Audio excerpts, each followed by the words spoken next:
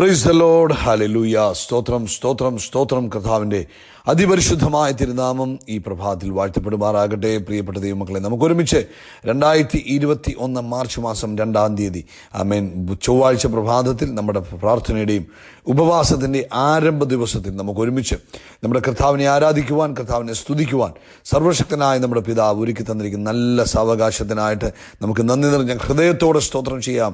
Hallelujah. കരങ്ങളെ ഉയർത്തി കർത്താവിന് സ്തോത്രം പറഞ്ഞുണ്ട്. ഹല്ലേലൂയ. സ്തോത്രം സ്തോത്രം സ്തോത്രം സ്തോത്രം സ്തോത്രം. കഴിഞ്ഞ പകൽക്കാലം മുഴുവൻ നമ്മുടെ കർത്താവ് നമ്മളെ കാത്തുപരിപാലിച്ചു. നന്ദിയോടെ സ്തോത്രം, നന്ദിയോടെ സ്തോത്രം, നന്ദിയോടെ സ്തോത്രം. കഴിഞ്ഞ രാത്രി നമുക്ക് നല്ല ഉറക്കം തന്ന് നമ്മളെ അനുഗ്രഹിച്ചു. ആരോഗ്യത്തോടെ ആമേൻ സ്തോത്രം പറഞ്ഞാട്ടെ. കഴിഞ്ഞ രാത്രി നല്ല ഉറക്കം തന്ന കർത്താവിന് സ്തോത്രം പറഞ്ഞാട്ടെ. സ്തോത്രമപ്പാ, സ്തോത്രമപ്പാ, സ്തോത്രം. കഴിഞ്ഞ പ്രഭാതത്തിൽ നമ്മളെ സൗഖ്യത്തോടെ സന്തോഷത്തോടെ എഴുന്നേൽപ്പിച്ച കർത്താവിൻ്റെ വൻ കൃപകൾക്കായിട്ട് സ്തോത്രം പറഞ്ഞാട്ടെ. സ്തോത്രമപ്പാ, സ്തോത്രമപ്പാ, സ്തോത്രം സ്തോത്രം സ്തോത്രം. ഈ പകൽക്കാലം നമ്മളെ ജയകരമായി നടത്തുന്ന കർത്താവിന് സ്തോത്രം പറയാം. ഈ പകൽക്കാലം കർത്താവ് നമ്മളെ ജയകരമായി നടത്തുന്ന കൃപകൾക്കായിട്ട് നമുക്ക് സ്തോത്രം ചെയ്യാം. ഹല്ലേലൂയ. എൻ മനമേ യഹോവയെ വാഴ്ത്തുക, എൻ്റെ സർവാന്തരംഗവുമേ അവൻ്റെ വിശുദ്ധ നാമത്തെ വാഴ്ത്തുക. എൻ മനമേ യഹോവയെ വാഴ്ത്തുക, അവൻ്റെ ഉപകാരങ്ങളൊന്നും മറക്കരുത്. കർത്താവ് നമുക്ക് ചെയ്ത ഉപകാരങ്ങളെ ഒന്നും നമ്മൾ മറക്കുവാൻ പാടില്ല. കർത്താവിനെ ആരാധിച്ചാട്ടെ. അല്പസമയം കർത്താവിന് സ്തോത്രം പറഞ്ഞാട്ടെ.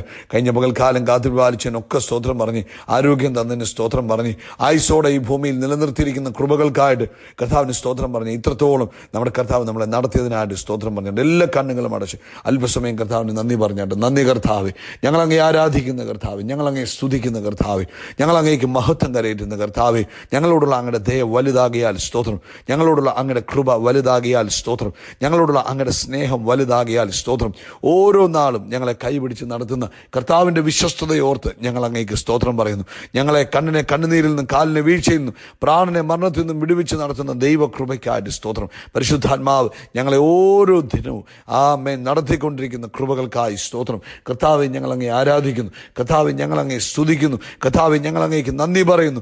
ആമേൻ. രാജാധിരാജാവേ സ്തോത്രം, കർത്താദി കർത്താവേ സ്തോത്രം, മഹത്വത്തിൻ പ്രഭുവേ സ്തോത്രം. അങ്ങേ ഞങ്ങൾ ആരാധിക്കുന്നു, അങ്ങേ ഞങ്ങൾ സ്തുതിക്കുന്നു, അങ്ങേക്ക് ഞങ്ങൾ നന്ദി പറയുന്നു. കർത്താവെ, നമുക്ക് ഒരുമിച്ച് കണ്ണുകൾ അടച്ച് പ്രാർത്ഥിക്കാൻ. ഞങ്ങളുടെ അവൻ സങ്കീർത്തനക്കാരൻ ഇങ്ങനെ പറയുന്നത്, 145-ാം സങ്കീർത്തനം 18-ാം ഭാഗത്ത് ഇങ്ങനെ പറയുന്നത്, യഹോവ തന്നെ വിളിച്ചപേക്ഷിക്കുന്ന ഏവർക്കും, സത്യമായി തന്നെ വിളിച്ചപേക്ഷിക്കുന്ന ഏവർക്കും സമീപസ്ഥനാണ്. അപ്പോൾ ഇന്ന് നമ്മൾ പ്രാർത്ഥിക്കാൻ തുടങ്ങുമ്പോൾ, ഹൃദയപൂർവ്വം പ്രാർത്ഥിക്കുമ്പോൾ, നമ്മുടെ കർത്താവ് നമുക്ക് സമീപസ്ഥനായിട്ടുണ്ടാകും. നമ്മുടെ സമീപസ്ഥനായിട്ട് അടുത്ത് നമ്മളോട് ചേർന്ന് നമ്മുടെ കൂടെ ഉണ്ടാകും.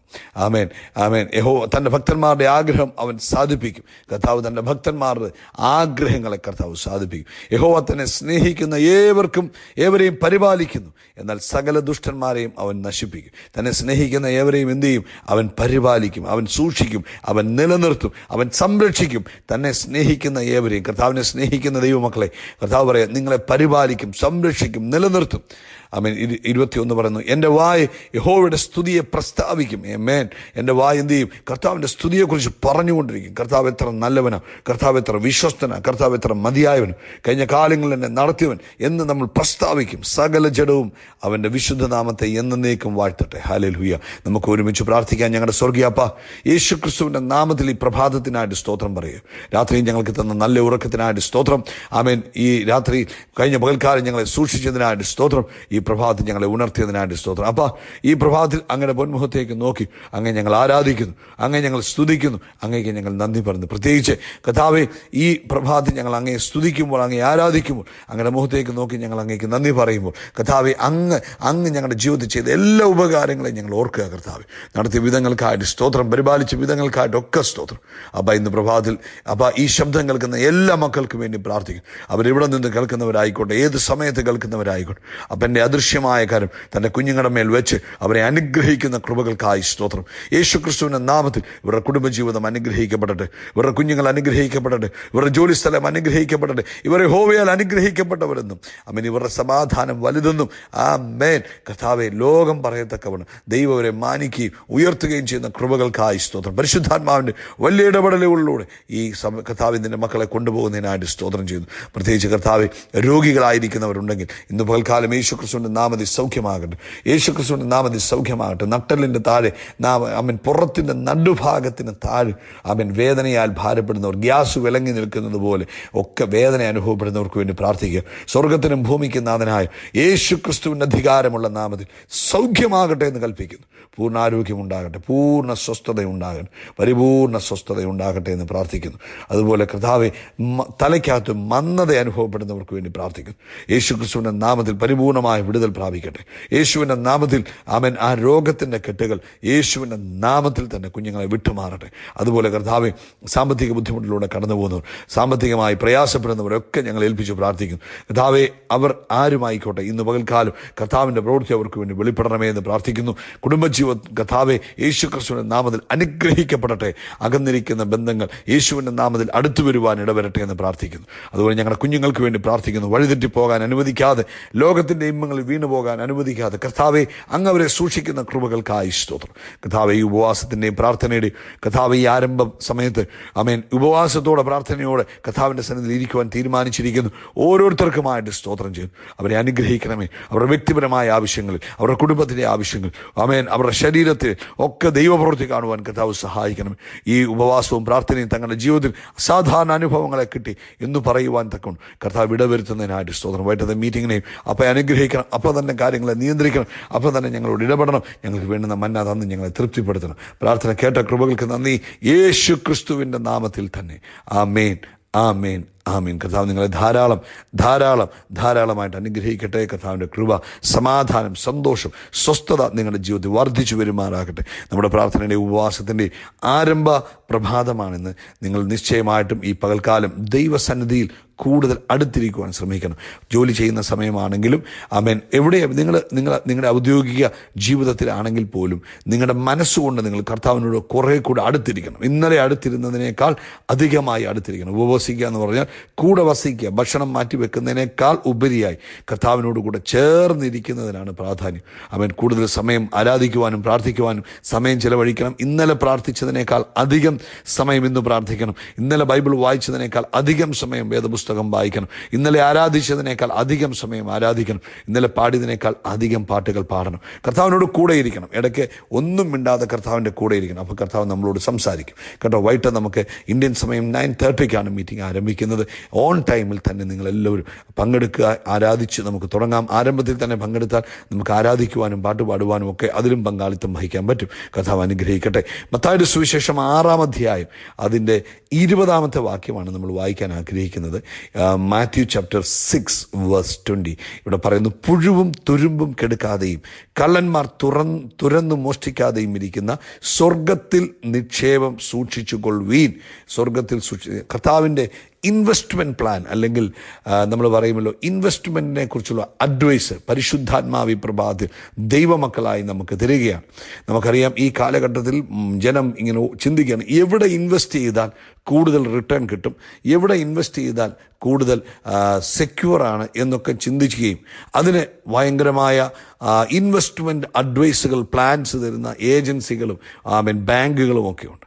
ഇവിടെ നമ്മുടെ സ്വർഗീയ ജ്ഞാനത്തിൽ, ഡിവൈൻ വിസ്ഡത്തിൽ, അതായത് മാറ്റാൻ കഴിയാത്ത ദൈവിക ജ്ഞാനത്തിൽ യേശു ക്രിസ്തുവിൻ്റെ തിരുവായ്മൊഴിയായി പരിശുദ്ധാത്മാവ് നമ്മളെ ഓർപ്പിക്കുന്നു, നമ്മൾ എവിടെ ഇൻവെസ്റ്റ് ചെയ്യുന്നവരായിരിക്കണം, അല്ലെങ്കിൽ നമ്മുടെ നിക്ഷേപം എവിടെയായിരിക്കണം. നമുക്കറിയാമല്ലോ ഈ കാലഘട്ടം നിക്ഷേപത്തിൻ്റെ കാലഘട്ടം. എവിടെ നിക്ഷേപിക്കണം, ഏത് ബാങ്കിൽ നിക്ഷേപിച്ചാൽ കൂടുതൽ ഇൻട്രസ്റ്റ് കിട്ടും, ഏത് ഇക്വിറ്റിയിൽ ഇട്ടാൽ, ഏത് പ്രൊവിഡൻറ്റ് ഫണ്ടിൽ ഇട്ടാൽ എവിടെയാണ് ഇടേണ്ടത് എന്നൊക്കെ ചോദിച്ച് ഇങ്ങനെ ആലോചിച്ച് നടക്കുന്ന, അഡ്വൈസുകൾ ചോദിച്ച് നടക്കുന്ന ഒരു കാലഘട്ടത്തിൽ, അഡ്വൈസ് തരാമെന്ന് പറഞ്ഞ അനേകർ നമ്മുടെ പുറകെ കൂടിയിരിക്കുന്ന ഒരു കാലഘട്ടത്തിലാണ് നമ്മൾ പരിശുദ്ധാത്മാവ് നമുക്ക് സിമ്പിളായിട്ട് പറയുന്നു വെയർ ടു ഇൻവെസ്റ്റ്, എവിടെ ദൈവമക്കൾ ഇൻവെസ്റ്റ് ചെയ്യണമെന്നാണ് പറയുന്നത്. ഈ ഇൻവെസ്റ്റ് ചെയ്യുമ്പോൾ നമ്മൾ ചിന്തിക്കുന്ന 2-3 കാര്യങ്ങളുണ്ട്.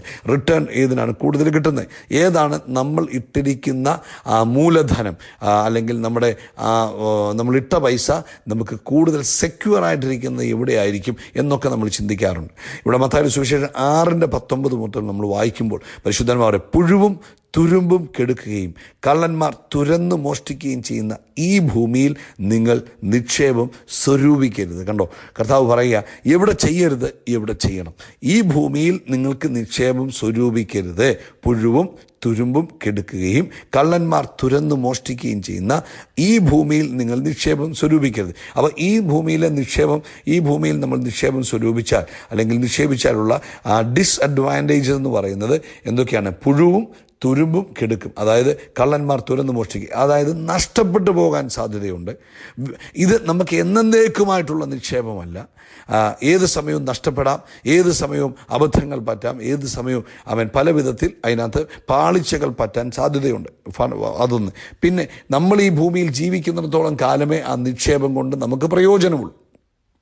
ഈ ഭൂമിയിൽ നിന്ന് നമ്മൾ മാറ്റപ്പെട്ട് കഴിഞ്ഞാൽ ആ നിക്ഷേപം കൊണ്ട് നമുക്ക് യാതൊരു പ്രയോജനവുമില്ല. നമുക്കറിയാം, എത്ര വലിയ ധനവാനായ മനുഷ്യൻ മരിച്ചാലും ഒരു പെട്ടിക്കകത്ത് വെച്ച് അദ്ദേഹത്തെ ചിലപ്പോൾ ഇച്ചിരൂടെ കൂടുതൽ ആഘോഷപരമായി അടക്കമായിരിക്കും. അതിനപ്പുറത്തോട്ട് ഒന്നും ചെയ്യാൻ പറ്റുന്നില്ല, നമുക്കെല്ലാവർക്കും അറിയാം. അപ്പം അതാണ്, ഈ ഭൂമിയിൽ നമ്മൾ എന്തൊക്കെ നിക്ഷേപിച്ചാലും നമ്മുടെ കുഴിമാടം വരെ ഉണ്ടാകുകയുള്ളൂ ആ നിക്ഷേപം നമ്മുടെ ലൈഫിൽ പ്രയോജനപ്പെടുന്നത്. എന്നിട്ട് കർത്താവ് പറഞ്ഞു, ഈ ഭൂമിയിൽ നിങ്ങൾ നിക്ഷേപിക്കരുത് എന്ന് പറഞ്ഞിട്ട് 20-ാമത്തെ വാക്യം പറയാം, പുഴുവും തുരുമ്പും കെടുക്കാതെ, അതായത് ആരും എടുത്തുകൊണ്ട് പോകാത്തതും ഒന്നിനും നശിപ്പിച്ച് കളയാൻ കഴിയാത്തതും ഒന്നുകൊണ്ടും പൊടിച്ചു കളയാനോ എക്സ്പയറി ഡേറ്റ് ഉണ്ടെന്ന് പറയാനോ കഴിയാത്തതും കള്ളന്മാർ തുരന്ന് മോഷ്ടിക്കാതെയും ഇരിക്കുന്ന സ്വർഗത്തിൽ നിങ്ങളുടെ നിക്ഷേപം സൂക്ഷിച്ചുകൊള്ളുവിൻ. കർത്താവ് നമ്മളോട് അഡ്വൈസ് ചെയ്യുക, മക്കളെ, നിങ്ങൾക്ക് എന്തെങ്കിലും ഉണ്ടെങ്കിൽ അതുകൊണ്ട് നിങ്ങൾ എന്ത് ചെയ്യണം? നിങ്ങളുടെ ഇൻവെസ്റ്റ്മെൻറ്റ് സ്വർഗത്തിലായിരിക്കണം. നിങ്ങൾക്ക് എന്തെങ്കിലും റിസോഴ്സ് ഉണ്ടെങ്കിൽ, സോഴ്സ് ഉണ്ടെങ്കിൽ, അത് നിങ്ങൾ സ്വർഗത്തിൽ ഇൻവെസ്റ്റ്മെൻ്റ് ഉണ്ടാകാൻ തക്കവണ്ണം അത് പ്രയോജനപ്പെടുത്തണം. എന്നിട്ട് 21-ാമത്തെ വാക്യത്തിൽ പറഞ്ഞു, നിന്റെ നിക്ഷേപം ഉള്ളിടത്ത് നിന്റെ ഹൃദയവും ഇരിക്കും. ഹല്ലേലൂയ, സ്തോത്രം. പ്രിയപ്പെട്ടവരെ, നമുക്ക് പലർക്കും അറിയാത്തതായ ഒരു കാര്യമാണ് ഈ സ്വർഗത്തിൽ നിക്ഷേപിച്ചാലുള്ള അതിൻ്റെ വാല്യൂ. അതുകൊണ്ടാണ് നമ്മൾ ഈ ഭൂമിയിൽ നിക്ഷേപിക്കണം, ഭൂമിയിലെ നിക്ഷേപക അഡ്വൈസർമാരുടെയൊക്കെ പുറകെ നടക്കുന്നത്. പക്ഷേ സ്വർഗത്തിലെ നിക്ഷേപത്തിൻ്റെ പ്രത്യേകത എന്ന് പറഞ്ഞാൽ, സ്വർഗത്തിൽ നിക്ഷേപിച്ചാൽ അതിൻ്റെ ഒരു പ്രത്യേകത എന്ന് പറഞ്ഞാൽ അതിന് ഡബിൾ ഫോൾഡാണ്. ഒന്ന്, ഇവിടെ വെച്ചും അതിൻ്റെ ഇൻട്രസ്റ്റ് നമുക്ക് കിട്ടും, സ്വർഗത്തിലും നമുക്ക് അതിൻ്റെ പ്രോഫിറ്റ് കിട്ടും. ഹല്ലേലൂയ. രണ്ട് രീതിയിൽ ആ സ്വർഗത്തിലെ ഇൻവെസ്റ്റ്മെൻറ്റിൻ്റെ പ്രത്യേകത എന്ന് പറഞ്ഞാൽ ഈ ഭൂമിയിലും വരുവാനുള്ളിടത്തും നമുക്കതിൻ്റെ ബെനിഫിറ്റ് ഉണ്ടാകും. അതാണ് ഏറ്റവും വലിയ അഡ്വാൻറ്റേജ് സ്വർഗത്തിലെ ഇൻവെസ്റ്റ്മെൻറ്റ്. ഒന്ന്, ഇവിടെ നമുക്കതിൻ്റെ പ്രയോജനമുണ്ട്. നമ്മൾ സ്വർഗത്തിൽ ഇൻവെസ്റ്റ് ചെയ്യുക, ചിലർ വിചാരിക്കും സ്വർഗത്തിൽ ഇൻവെസ്റ്റ് ചെയ്ത് കഴിഞ്ഞാൽ പിന്നെ മരിച്ച് അവിടെ ചെന്നാലല്ല പ്രയോജനമുള്ളൂ. അങ്ങനല്ല. വേദോസ്തവം പറയുന്നു, ഇവിടെയും അവിടെയും ദൈവം നമ്മളെ അനുഗ്രഹിക്കും. ഇവിടെയും അവിടെയും ആ ഇൻവെസ്റ്റ്മെൻറ്റിൻ്റെ നമ്മൾ എന്ത് ഇൻവെസ്റ്റ് ചെയ്തിരിക്കുന്നു അതിൻ്റെ പ്രതിഫലം ഇവിടെയും അവിടെയും നമുക്ക് അനുഭവിക്കാൻ കഴിയും. രണ്ട്, ആരും തുരന്ന് മോഷ്ടിക്കത്തില്ല, അല്ലെങ്കിൽ അത് നശിച്ചു പോകത്തില്ല. അതിനെ മാർക്കറ്റ് ഇടിഞ്ഞതുകൊണ്ട് അത് ഇടിഞ്ഞു പോകത്തില്ല. ഭൂമിയിൽ ഉണ്ടാകുന്ന ഏതെങ്കിലും ക്രൈസിസ് നമ്മുടെ സമ്പത്തിനെ അല്ലെങ്കിൽ സ്വർഗത്തിൽ നിക്ഷേപിച്ചിരിക്കുന്ന നിക്ഷേപത്തെ ബാധിക്കുന്നില്ല. അടുത്തത് പറയുന്നത് ഒരു കള്ളന്മാർക്കും എടുത്തുകൊണ്ട് പോകാൻ കഴിയത്തില്ല. അങ്ങനെയൊക്കെ ഉള്ള അഡ്വാൻറ്റേജസ് ആണ് സ്വർഗത്തിലുള്ള നിക്ഷേപത്തിൻ്റെ പ്രത്യേകത. സ്വർഗത്തിലെ നിക്ഷേപത്തിൻ്റെ ഏറ്റവും വലിയ പ്രത്യേകത എന്ന് പറഞ്ഞാൽ ആ സ്വർഗത്തിലെ നിക്ഷേപം കൊണ്ട് ഇവിടെയും അവിടെയും നമുക്ക് പ്രയോജനമുണ്ട്. അത് ഇവിടെയും പ്രോഫിറ്റബിളാണ്, അവിടെയും പ്രോഫിറ്റബിളാണ്. രണ്ട്, ആ സ്വർഗത്തിലെ നിക്ഷേപത്തെ ഈ മാർക്കറ്റ് ഷെയറുകളോ ഈ ഭൂമിയിൽ സംഭവിക്കുന്ന ഒന്നും തന്നെ അതിനെ ബാധിക്കുന്നില്ല. രണ്ട് കാര്യം കഴിഞ്ഞു. മൂന്നാമത്തെ കാര്യം എന്ന് പറഞ്ഞാൽ, ആർക്കും അത് നിങ്ങളിൽ നിന്ന് എടുത്തു കളയാനും നിങ്ങൾക്കുള്ളതിനെ അവകാശത്തെ നശിപ്പിച്ച് കളയാനും കഴിയത്തില്ല. അതാണ് സ്വർഗത്തിൽ ഇൻവെസ്റ്റ് ചെയ്താലുള്ള പ്രത്യേകത. അപ്പം നമ്മൾ ചോദിക്കും, അപ്പം ആ ദൈവമക്കൾക്ക് സ്വർഗത്തിൽ ഇൻവെസ്റ്റ്മെൻറ്റ് ചെയ്യുന്നതിൻ്റെ പ്രത്യേകത അറിയാത്തത് കൊണ്ടാണ് ആരും സ്വർഗത്തിലെ ഇൻവെസ്റ്റ്മെൻറ്റിനെ കുറിച്ച് ചിന്തിക്കാത്തത്.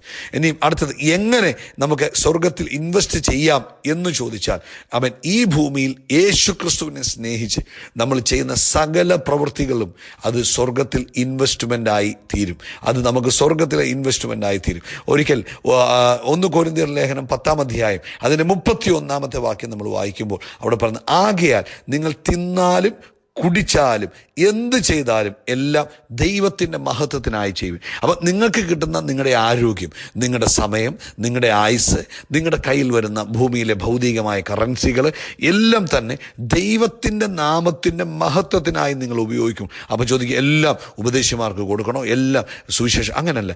എന്ത് ചെയ്താലും, നിങ്ങളുടെ ജീവിതത്തിൽ എന്ത് ചെയ്താലും അത് എന്തിൻ്റെ മഹത്വം? നിങ്ങളൊരു വാഹനം മേടിച്ചാൽ പോലും അത് ദൈവനാമം മഹത്വപ്പെടാനായിട്ട് വേണം മേടിക്കാൻ.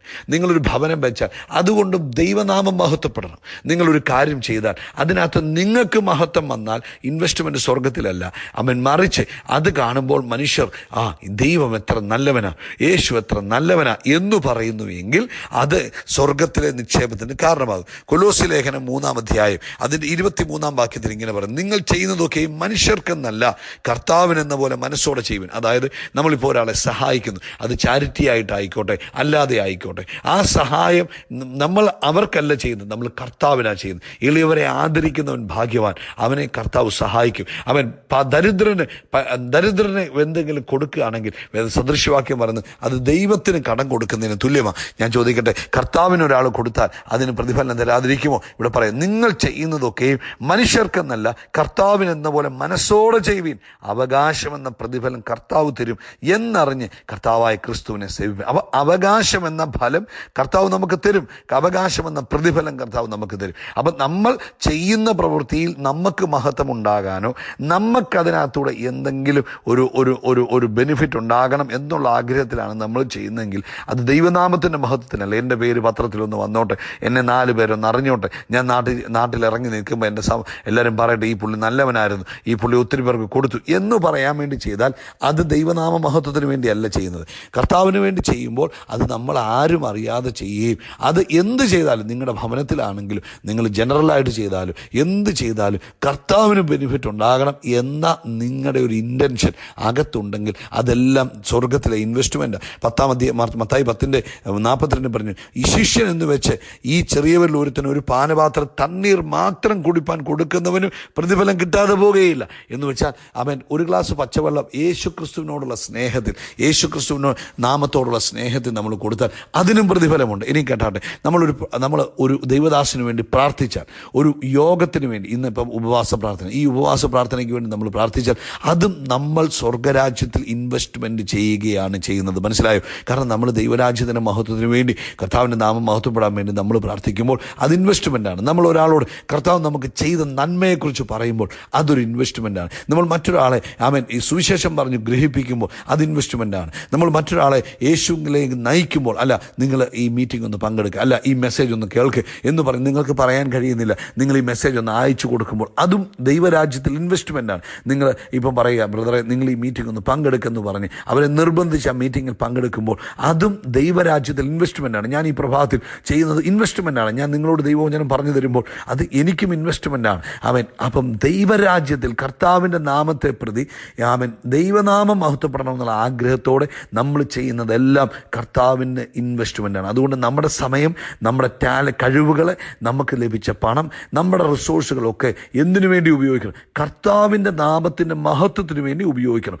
അങ്ങനെ ഉപയോഗിക്കുമ്പോൾ നമ്മുടെ നിക്ഷേപം എവിടെ ഇരിക്കും? നമുക്ക് സ്വർഗത്തിൽ നിക്ഷേപമുള്ളവരായിത്തീരും. നമുക്ക് മടങ്ങി ചെല്ലുമ്പോൾ സന്തോഷിക്കുവാൻ അവിടെ മാത്രമല്ല ഇവിടെയും അവിടെയുമുള്ള പ്രതിഫലം ആർക്കും എടുക്കാൻ കഴിയാത്ത, ഡെഫിനറ്റ്ലി റിട്ടേൺ അഷ്വറായിട്ടുള്ള ഒരു ഇൻവെസ്റ്റ്മെൻറ്റ് പ്ലാനാണ് സ്വർഗത്തിലെ നിക്ഷേപം എന്ന് പറയുന്നത്. അതുകൊണ്ട് ഇന്ന് ഈ ശബ്ദം കേൾക്കുന്ന ഞാനും നിങ്ങളും സ്വർഗത്തിൽ വലിയ നിക്ഷേപങ്ങളുള്ളവരായി തീരട്ടെ എന്ന് ആത്മാർത്ഥമായിട്ട് പ്രാർത്ഥിക്കുന്നു. കർത്താവ് നിങ്ങളെ അനുഗ്രഹിക്കട്ടെ. യേശുക്രിസ്തുവിൻ്റെ നാമത്തിൽ നമ്മൾ വളരും, വർദ്ധിക്കും, പെരുകും. God bless you, God bless you, God bless U.